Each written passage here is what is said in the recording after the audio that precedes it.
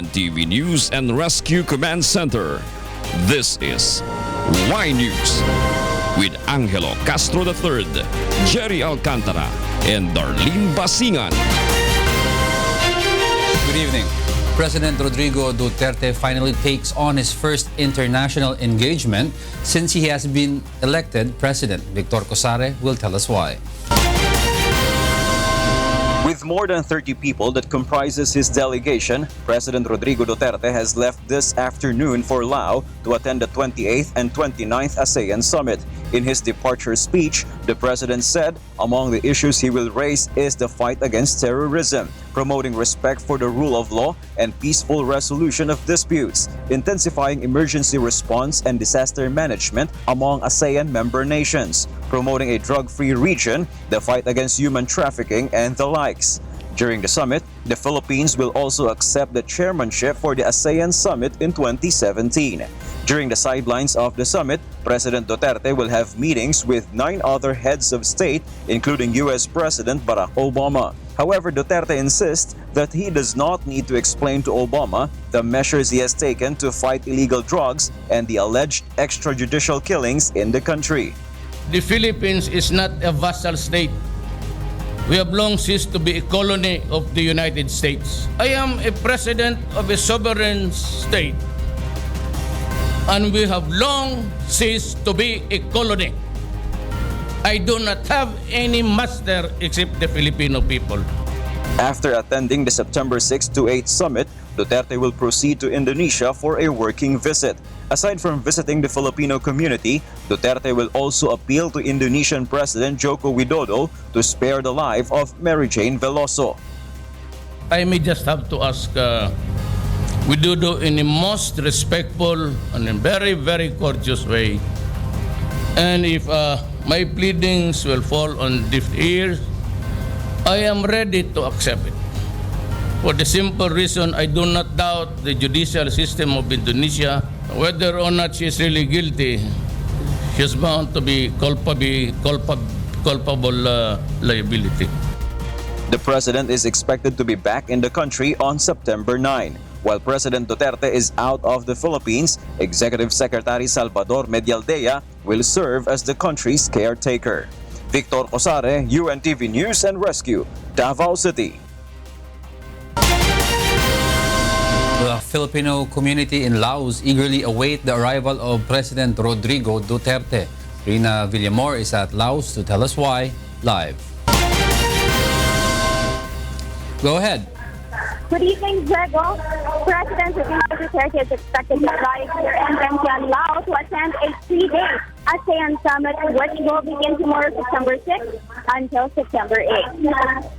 Before the formal start of the 28th ASEAN Summit tomorrow, President Duterte is expected to meet with the Filipino community here at Guangguang Grand Convention Hall. Around 743 Filipinos are gathered here, number excluding the media and embassy staff. The Philcom is the first historical gathering here in Laos to celebrate the President's coming and to show their solidarity and appreciation for what he's doing for our country. As of the moment, there's an ongoing program. The chair of the National Youth Commission, serenaded Pinoy. Here earlier, now on stage, is PSWT Secretary Judy Pagiwalo giving her motivational speech to the group. At the coming also from the group, also dancing and singing. There will also be messages for the president from Philcom representatives later on. Majority of the Filipinos here work as teachers around the capital in Vientiane and mostly engineers and skilled workers in the provinces area like Sampasa, Sayaburi, and Luang Prabang. Some of the OFWs I spoke with earlier are expecting the president to address their concerns regarding efficiency in the airport and to lower charges for remittances. A gift will also be presented to the president, a charcoal painting of the figure of him based on the interpretation of artist Mr. Joel Benitez. Diego, the presence of President Rodrigo Duterte is important in this ASEAN Summit considering the chairmanship will be turned over to him. The Philippines is also expected to host 29th ASEAN Summit sometime January 2017. Rina Villamor, UNTV News and Rescue, Vientiane, Laos. Thank you, Rina Villamor, reporting live from Laos. Authorities' initial investigation reveals that one of the suspects in a blast at a Davao City night market still managed to get a massage nearby before the fatal explosion happened.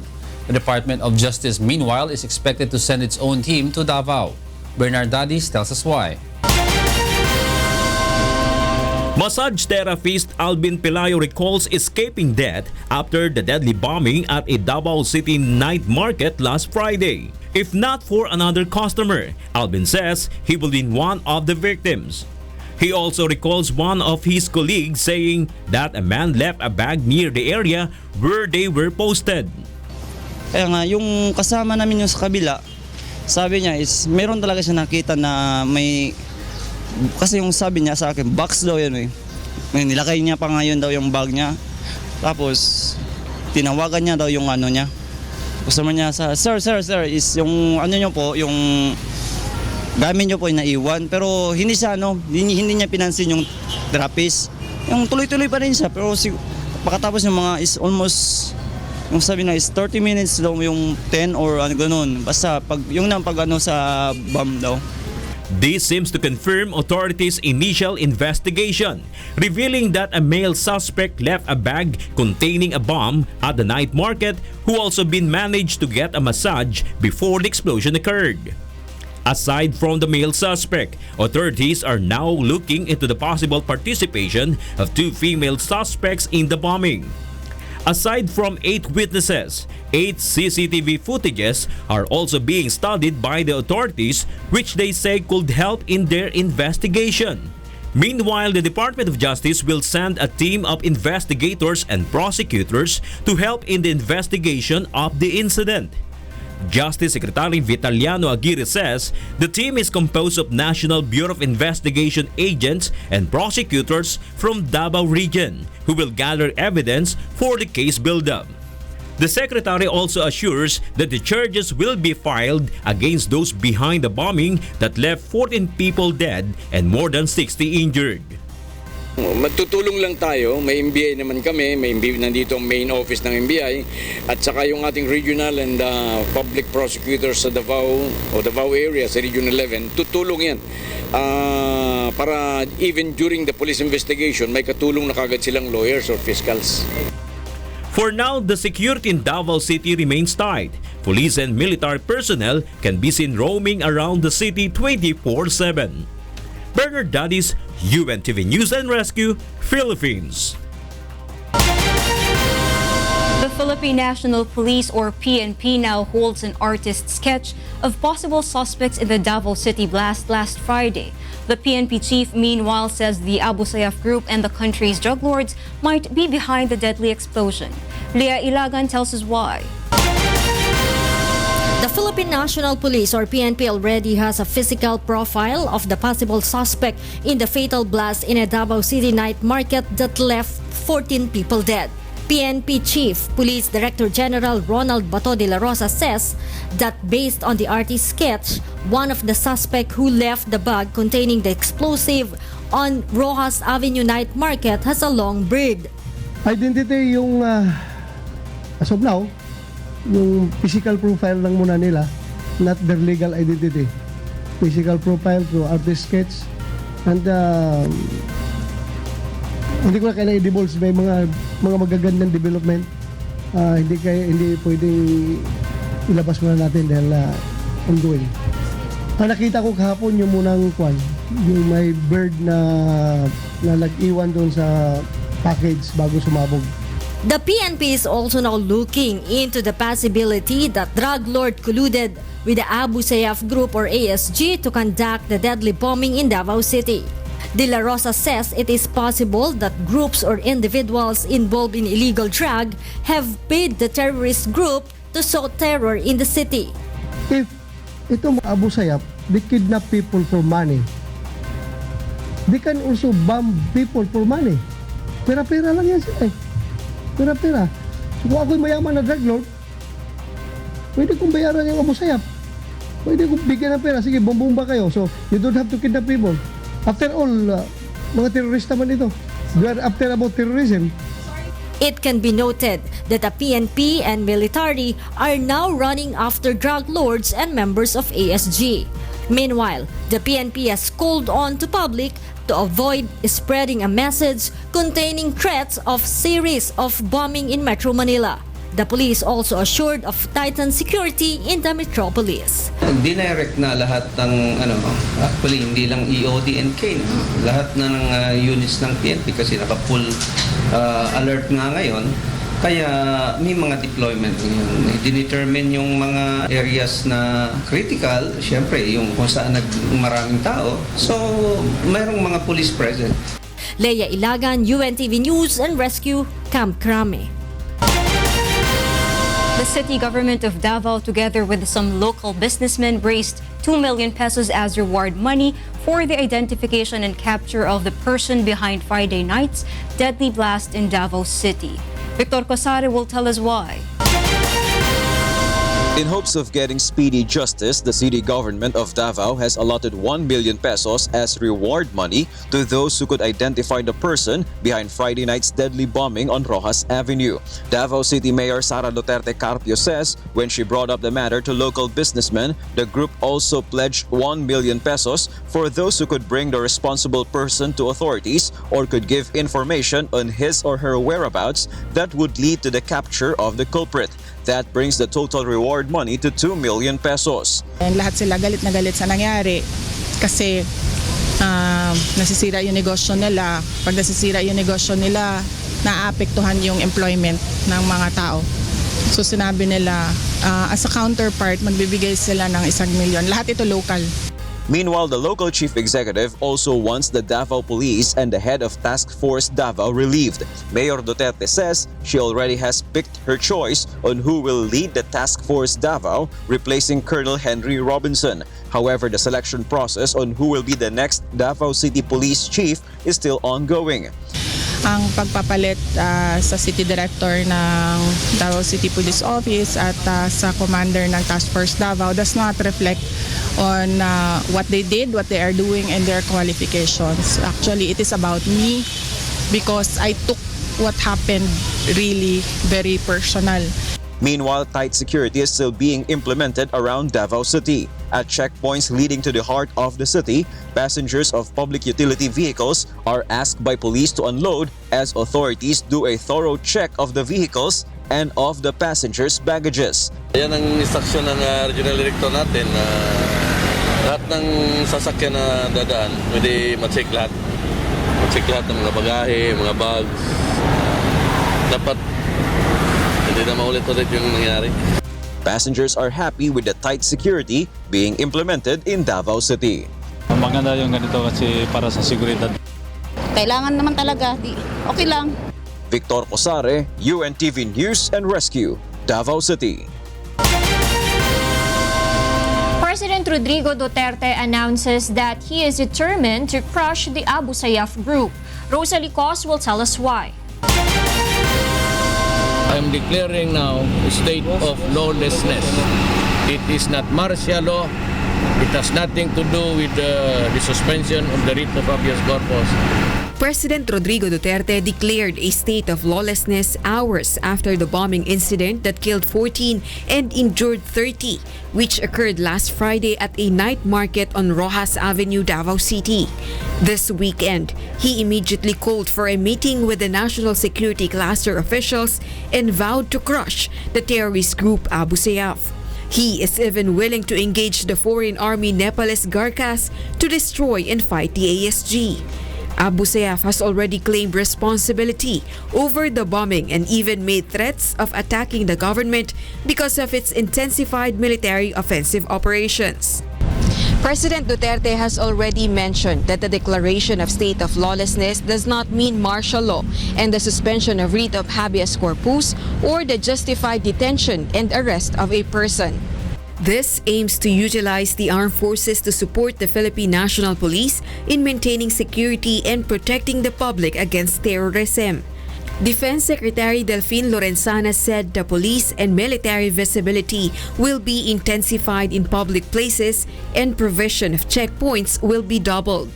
Oo. Yun ang ibig sabihin ng state of lawlessness ay Meron kapangyarihan ng ating presidente na tawagin niya lahat ng mga armed services, IEP at saka PNP, na intensify yung operation against mga organized crimes like drug lords, saka yung mga terrorists, at saka authorized na kami magtayo ulit ng mga checkpoint para i-check yung mga sasakyan at saka mga tao.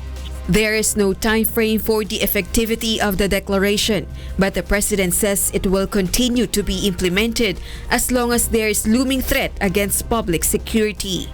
Rosalie Coz, UNTV News and Rescue, Malacanang.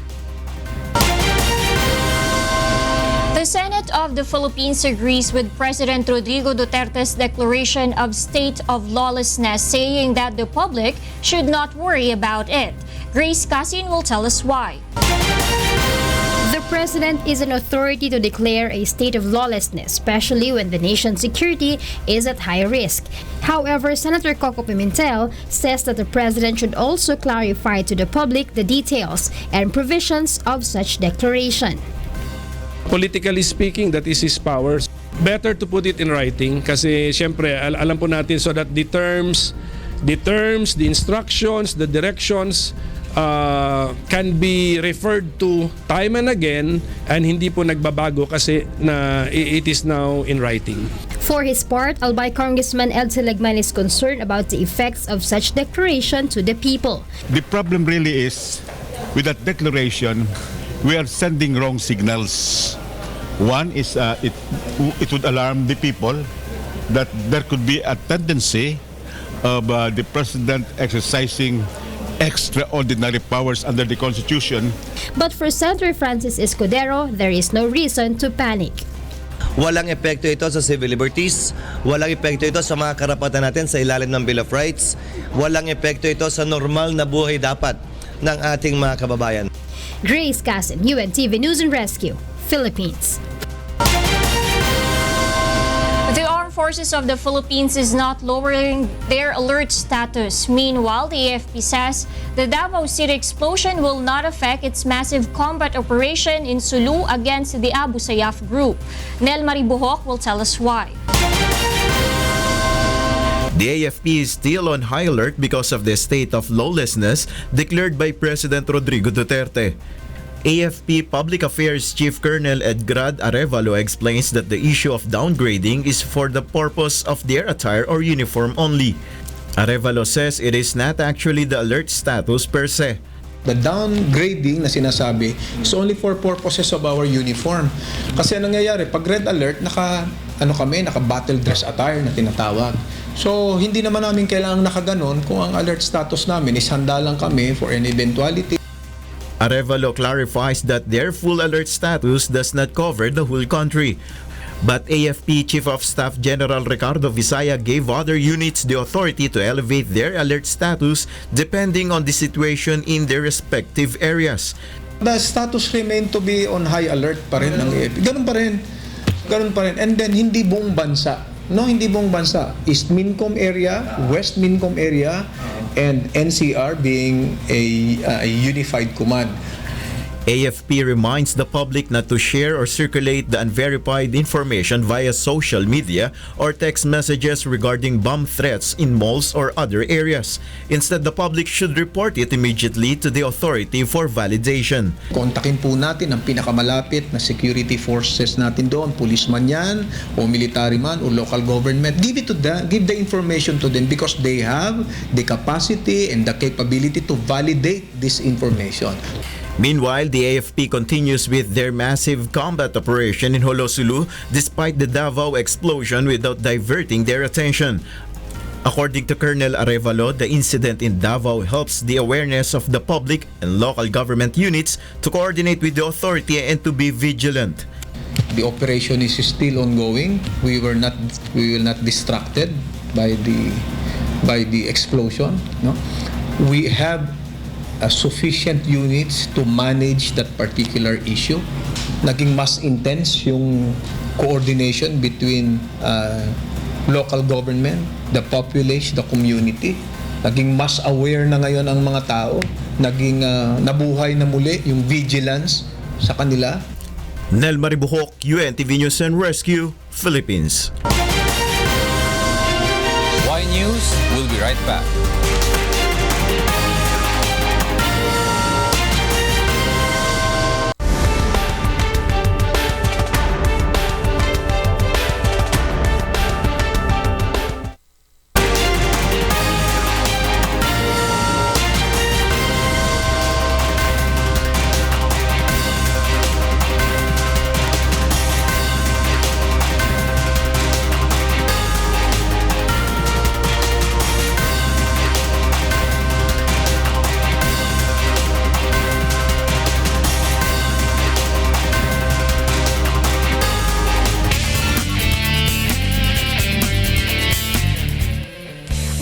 Are now experiencing moderate flow of vehicles on major roads in Metro Manila. For those traveling in Parañaque City, there is a slight slowdown of vehicles on Sucat Road going to Sucat Highway, while on the opposite lane going to Baclaran, the traffic is light. Vehicles are also slightly moving on Quiapo going to Loton, while on the lane going to Moraita, the traffic is light to moderate.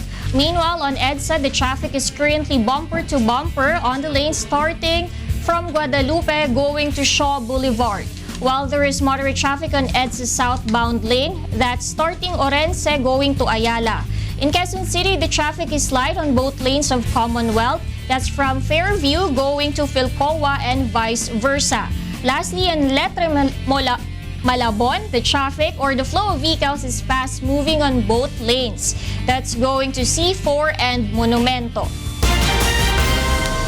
After a consultation meeting held at the Land Transportation, Franchising and Regulatory Board or LTFRB earlier, its board members have decided to allow UV Express vehicles to traverse EDSA once again.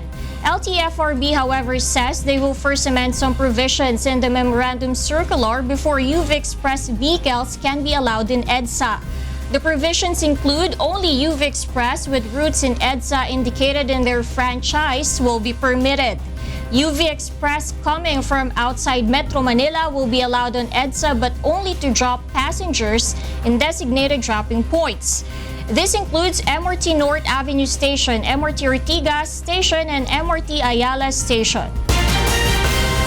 The Metropolitan Manila Development Authority or MMDA starts its coordination with Metro Manila local government units. Mirasol Abogadil will tell us why. The Metro Manila Development Authority and the Department of Transportation are communicating with the local government about the unified traffic scheme in Metro Manila. This step aims to promote discipline among the motorists and to prevent confusion with regard to the traffic rules that are being implemented by various areas in NCR. MMDA General Manager and Acting Chairman Thomas Tim Orbos disclosed in his interview in the program Get It Straight with Daniel Razon that their agency already started its talk with the mayors of local government units to have a unified system with regard to the implementation of traffic rules and even the penalty that will be imposed to the motorists. Nagsimula na kami makiusap sa mga mayors na kung pwede at least masimulan na yung magkakaroon ng similarities, no, in terms of penalties, in terms of certain violation. In a statement, Transportation Secretary Arthur Togades said that they already communicated with the cities of Pasay, Taguig, Navotas, Caloocan, Muntinlupa, and Las Piñas. Aside from the unified ticketing and penalty system which the Transportation Department wants to impose, the department also urges the LGUs to train all the traffic enforcer of the cities together with the PNP HPG and MMDA. According to the MMDA, in case the proposed emergency power for President Rodrigo Duterte gets approved, the process in the implementation of unified ticketing and penalty system will be hastened. Meanwhile, the MMDA is now considering to make the implementation of the no-contact apprehension policy more systematic. The new leadership of the MMDA would like to immediately impose penalty to traffic violators that will be monitored through their CCTV cameras. Mirasol Abogadil, UNTV News and Rescue, Quezon City. Indonesian pilgrims who were arrested in the country for using fake Hajj passports lament that their trip has been cancelled. Marge Navarro will tell us why.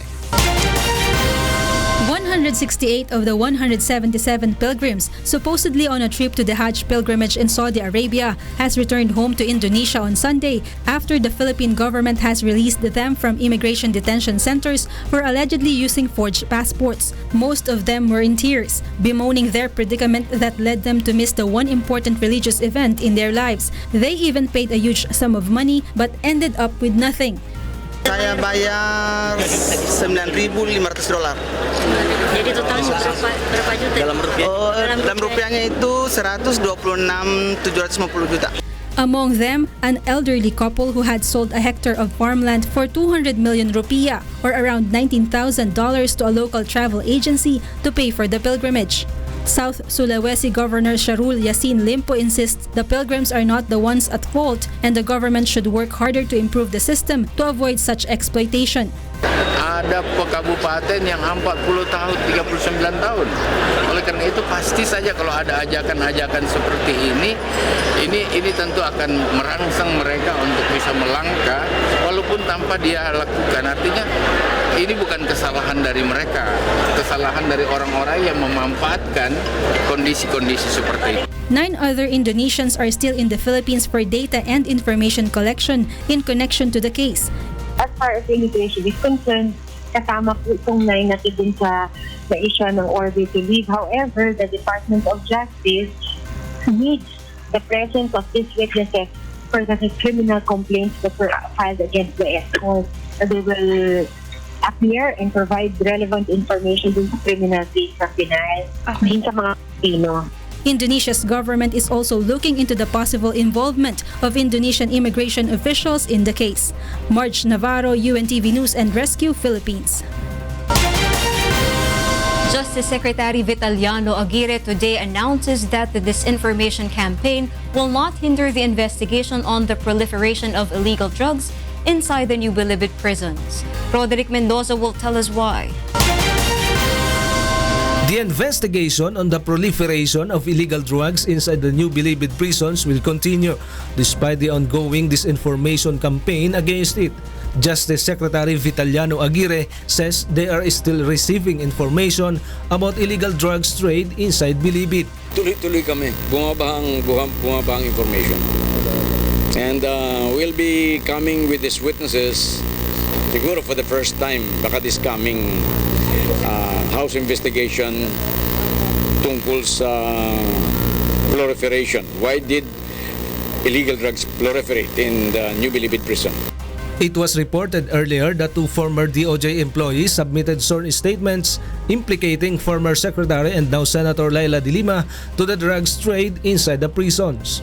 But Edna Boggs Oboyes and Jonathan Caranto denied this. Oboyes also denied owning the bank account to which 24 million pesos was deposited in her name in 2014. Aguirre insists De Lima's camp is behind the disinformation campaign to spoil their investigation. Kasi gusto nilang i-preserve yung integrity at saka trustworthiness ni Secretary De Lima. So kung madidiscredit nila ako, si De Lima ang magiging credible. The Secretary adds that a profound source is feeding the false information. Rodrigo Mendoza, UNTV News and Rescue, Department of Justice. The Senate is likely to approve the inclusion of government officials and employees in the list of exemptions of the bank secrecy law. Joyce Balancho will tell us why. The Central Bank of the Philippines and the Anti-Money Laundering Council or AMLC support the move to amend the bank secrecy law in the country. In the proposed amendments, all government officials and employees will be exempted from having privacy on their bank records in spirit of transparency and accountability in the government. Meanwhile, specific conditions will be placed in the law in case of private individuals. Central Bank Governor Amador M. Tantanco Jr. manifested in the hearing at the Senate earlier the need to amend the law for them to have easier access to fraudulent bank transactions. The concern is really that since many countries have already lifted their bank secrecy regulations, the Philippines might attract dirty money or laundered money. because of the existence of strict bank secrecy laws here. Titanco says it is difficult for them to trace where proceeds of illegal activities go to due to our strict bank laws. Senator Francis Escudero, who heads the Committee on Banks, Financial Institutions and Currencies, says they're leaning towards either relaxing or repealing the bank secrecy law. However, he maintains it should not be abused. Lalagyan namin ng penalties kung sino mga abuso o hindi susunod sa tinatalaga ng batas kaugnay sa pagsasapubliko ng mga depositong ito. Tandaan natin, tinatanggal natin yung secrecy. Ibig sabihin, pwedeng tingnan ng government agency. Hindi nito sinasabing pwede nang isapubliko automatically yan. Aside from the bank secrecy amendments, the committee is also contemplating on passing a separate bill requiring all government officials and employees to submit a waiver on their bank records alongside their statement of assets, liabilities, and net worth or SALN. Meanwhile, Senator Chis Escudero also expressed his openness to amend the law to include drug cases as predicate crimes. This is to capacitate the law enforcement agencies in their investigation against drug suspects. Dapat pumasok sila sa AMLAC. If any amendment will be made, hindi dapat sa pamamagitan ng bank secrecy law, kung hindi sa pamamagitan ng AMLAC. Kung may gusto silang silipin, dapat gawing predicate crime ang drugs para matingnan na AMLAC yan. Hindi dapat sila mabigyan ng poder na yan.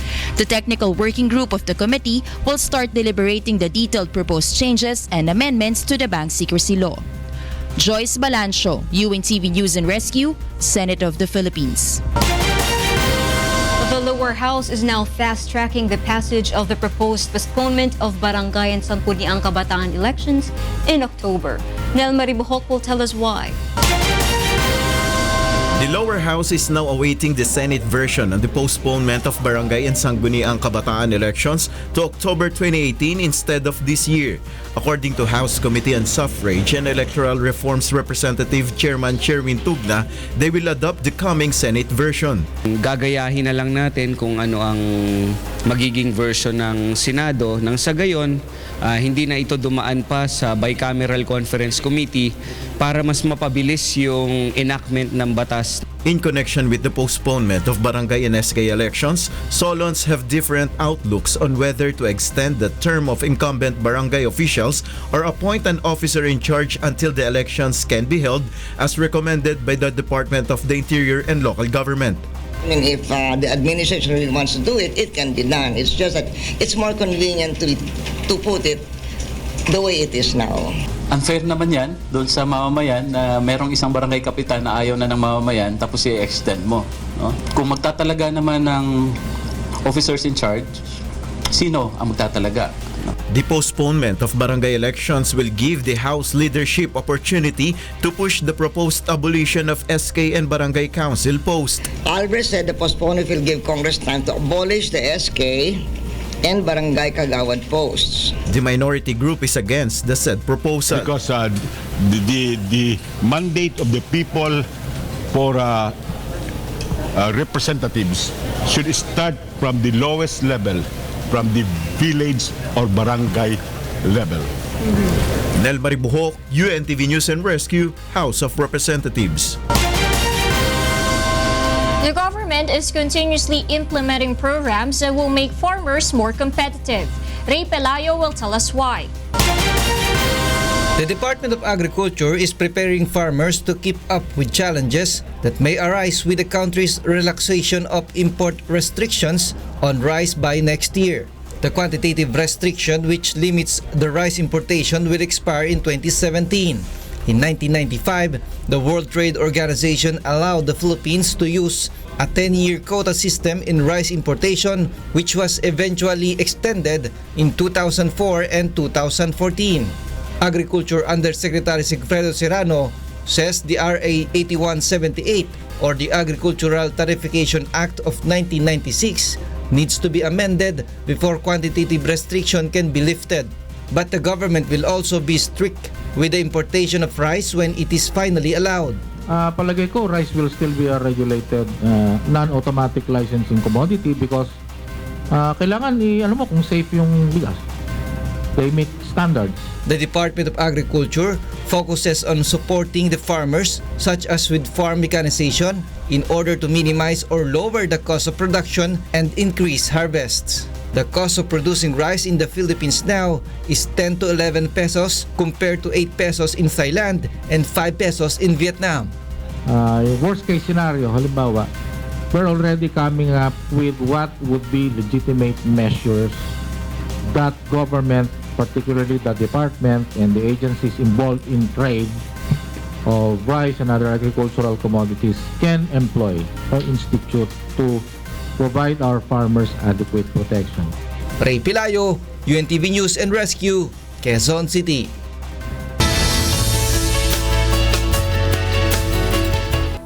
The southwest monsoon still brings more rains in northern and central Luzon. Rosalie Cos is at the UNTV Weather Center to tell us why. Rosalie, is there a chance for the low pressure area to develop into a tropical storm? Good evening. The Philippine Atmospheric, Geophysical and Astronomical Services Administration or PAG-ASA says there is a low chance for the low pressure area to develop into a tropical storm. However, it still enhances the southwest monsoon, which will bring rains over some parts of the country. Okay, please give us the weather update, Rosalie. Thank you. As of 4 p.m. today, the low pressure area was estimated based on all available data at 735 kilometers northeast of Itbayat, Batanes. Cloudy skies with moderate to occasionally heavy rains will be experienced over the province of Batanes, while over Ilocos region, Cordillera, Central Luzon and the rest of Cagayan Valley, cloudy skies with light to moderate rains and thunderstorms will prevail. Over Metro Manila and the rest of the country, partly cloudy to cloudy skies with isolated rain showers and thunderstorms will be experienced. Tomorrow's forecast says temperature in Metro Manila may reach up to 32 degrees Celsius, Tuguegarao City at 33 degrees Celsius, Baguio City at 15 to 20 degrees Celsius, and Puerto Princesa City at 32 degrees Celsius. In Visayas, temperature in Metro Cebu may reach up to 34 degrees Celsius, Iloilo and Bacolod City at 32 degrees Celsius, and Tacloban City at 31 degrees Celsius. In Mindanao, temperature in Metro Davao may reach up to 34 degrees Celsius, Cagayan de Oro City at 33 degrees Celsius, Valencia City at 31 degrees Celsius, and Zamboanga City at 32 degrees Celsius. The State Weather Bureau says expect better weather conditions tomorrow and the next few days. Keep safe, everyone, but lean on and trust in the Almighty. That is our latest weather update. Back to studio. Thank you, Rosalie Cos, reporting from the UNTV Weather Center. Y News, we'll be right back.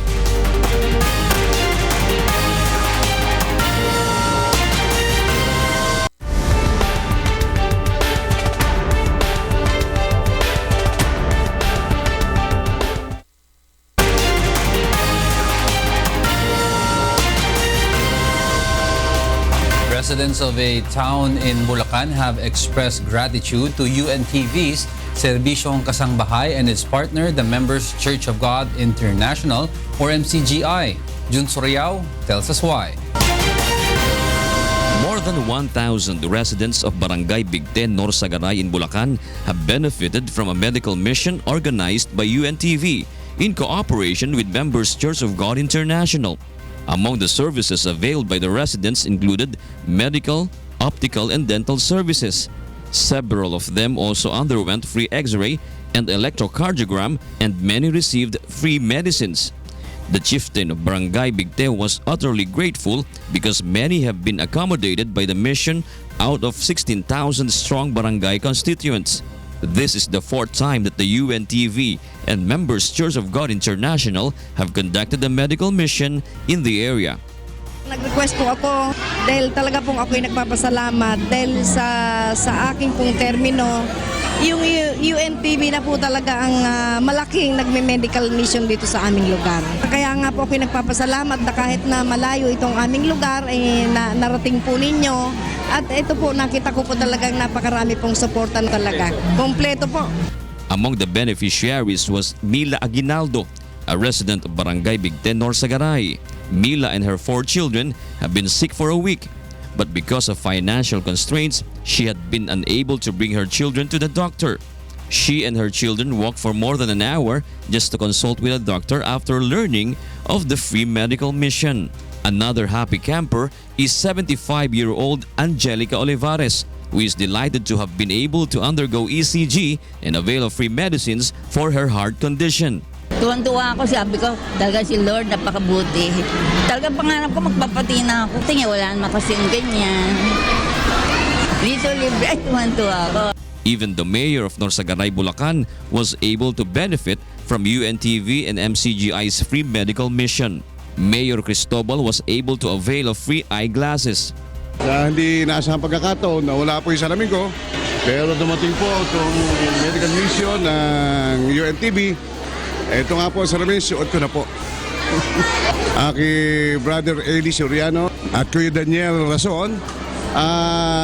Sa araw pong ito ay isang pakilala at malaking pasasalamat. Jun Suriao for Serbisyong Kasangbahay.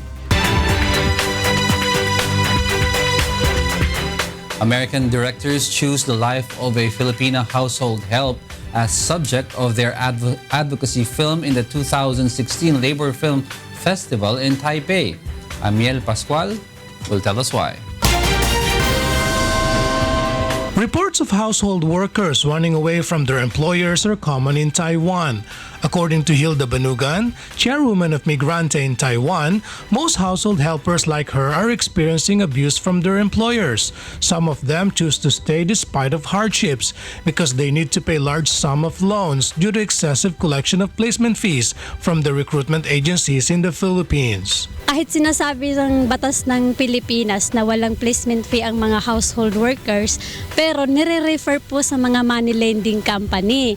At itong mga money lending company naman ang gumagawa ng karahasan sa mga migrant workers dito sa Taiwan. This is what prompted American directors Nick Vacchi and Alex Wolfgram to feature a story of a Filipino named Vicky in the advocacy film entitled I Have It Made.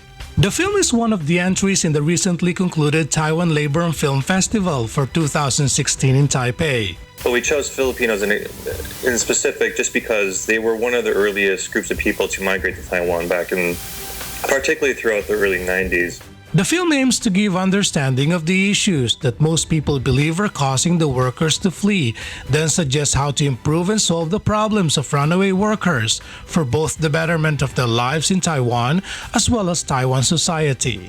And you were trying to make money to basically to support your family who's back home, and you were treated in the way that she was treated, where she was abused by her employer, sexually abused by her employer. So I would hope that people could put themselves in that position and design policy from the perspective of, if I was a worker, how would I want to be treated? Labor Attaché Melchor Dizon of the Manila Economic and Cultural Office in Taipei explained that according to the regulation of the Philippine Overseas Employment Agency or POEA, only allowable fees should be collected by recruitment agencies. He added that based on the regulation, there is no required placement fee for household helpers. Dapat sila magreklamo sa amin yung mga kababayan natin dapat magreklamo kapag gano'n kasi yun ay sobra sa kanilang placement fee. Yun yung grave offense yan in accordance with the POA rules. So ang mga penalty dyan, cancellation of license. The group of directors hope that their film will help promote and protect the right of migrant workers in Taiwan, where around 130,000 Filipinos live. Amiel Pascual, UNTV News and Rescue, Taiwan. Security is heightened in Vientiane, Laos as regional heads of state begin to arrive. Meanwhile, guests of the G20 summit enjoy an evening gala in Hangzhou. Marge Navarro will tell us why. In China, world leaders and other guests participating in the Group of 20 enjoyed an evening gala in the eastern Chinese city of Hangzhou on Sunday night as they were welcomed to the summit. After the welcome banquet, the guests enjoy a feast of classic Chinese music, folk dance, traditional songs, and a ballet performance which demonstrated the blend of culture from east to west. The program included the most prestigious ballet Swan Lake. The gala named Impression West Lake Show painted a fabulous picture of Hangzhou's West Lake, one of the most renowned attractions in the city. In Laos, U.S. bombs are still killing in Laos. Over 20,000 people have been killed or injured since the bombing stopped. Almost half a century later, scars from the U.S. Air Force bombings are still visible in Laos' Seng Quang province, the area most heavily bombed during the Vietnam War. 58% of those killed or injured by unexploded bombs from 2013 to 2015 were under the age of 14. International organizations like the UK-based Mines Advisory Group have been working with local villagers, training them to uncover bombs and educating them on what to do when they encounter suspicious objects. Meanwhile, Laos is set to welcome world leaders ahead of an annual summit as it increased security on the streets of capital Vientiane on Monday. The Association of Southeast Asian Nations and East Asia Summit will bring together leaders from the 10 nations regional bloc and their dialogue partners like United States, China, Russia, Japan, and Australia to discuss international issues in the 3-day meeting. Along with around-the-clock security in the capital city, the Laotian government announced this week as a public holiday. Marge Navarro, UNTV News and Rescue.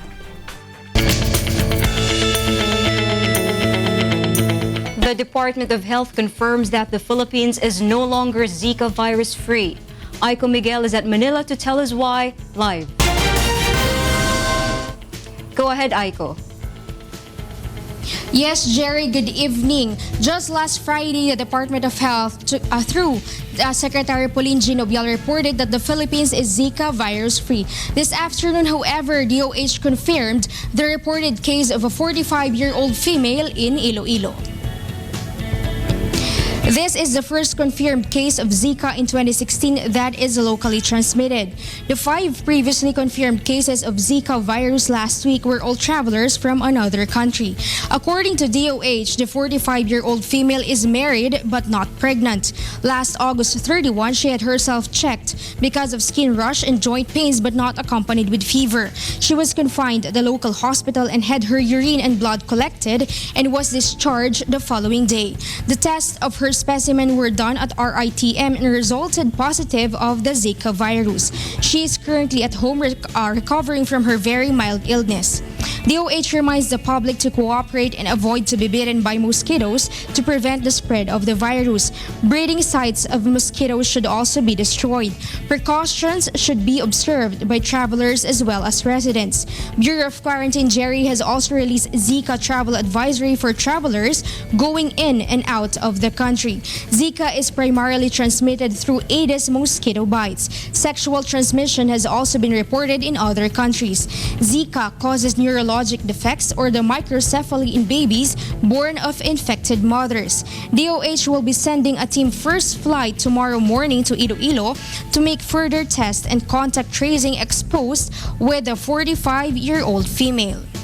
Jerry, DOH advises anyone who's present with skin rash accompanied with fever, red eyes, or joint pains to consult a doctor and rush to a nearby government health facility, especially pregnant women.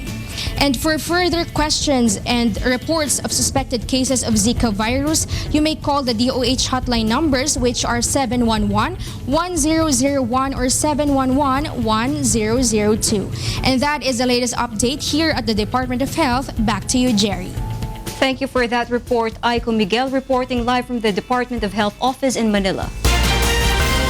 Singaporean parents are now limiting their children's outdoor activities. Robert Novawa or Navoa will tell us why.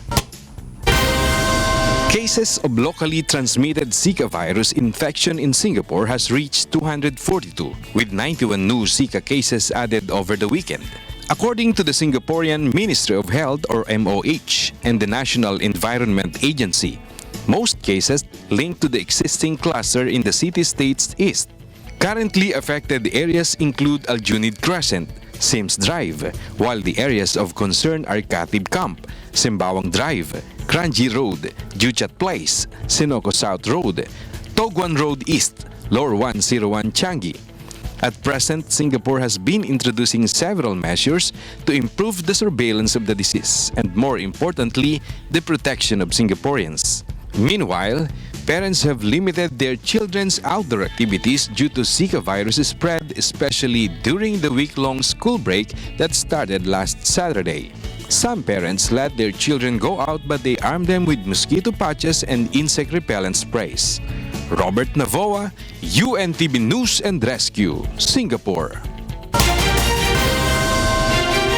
Those are the reasons behind the news, September 5, 2016. I'm Angelo Castro III. Reasons we delivered to you as they unfold. I'm Jerry Alcantara. And I'm Darlene Basingan, because we need to know. We will always ask why. Thank you for watching Why News.